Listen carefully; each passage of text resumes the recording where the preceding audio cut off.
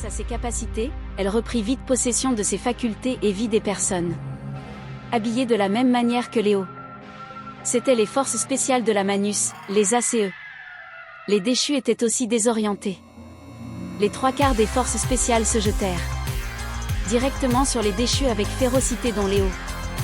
L'autre partie se mit devant les élèves pour les extraire de l'affrontement. Par contre ceux-ci étaient armés d'armes à feu à l'inverse des autres. Lucia comprit directement que ceux qui les escortaient étaient des êtres humains ou des nains. « N'ayez pas peur camarades, combattons pour notre liberté », s'exclama Balnaz. Le combat faisait rage mais les membres de la force spéciale étaient mieux préparés à cet affrontement et l'effet de surprise était de leur côté. Lucia et ses camarades étaient en train de fuir en se faisant protéger par le groupe d'intervention. Mais un groupe de démons déchus réussirent à avancer vers eux.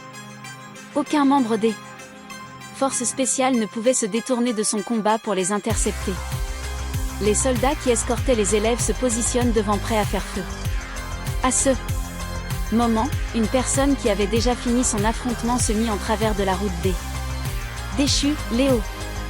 Les forces spéciales en profitèrent pour faire reculer le plus vite possible sans prendre de risques. Le groupe de démons déchus se mit en position. Ils se regardèrent pendant une dizaine de secondes puis tout se déclencha. Une déchue se lança en direction de Léo, celui-ci profita de la vitesse de la déchue pour l'éviter et s'en servir comme propulsion en appuyant son bras droit sur son dos pour avancer directement sur un autre combattant. Léo lui asséna un coup de coude en pleine face, ce qui le fit partir directement contre un mur qui se brisa sous le choc. Un autre combattant se trouvait ainsi derrière, il s'avança une épée à la main. Lucia était sur le point de crier pour l'alerter mais elle comprit à ce moment qu'il avait la situation parfaitement en main. Léo se retourna, esquiva aisément 3 coups et rentra un uppercut, propulsant l'assaillant contre le plafond de l'entrepôt fait de béton. Exit le deuxième ennemi.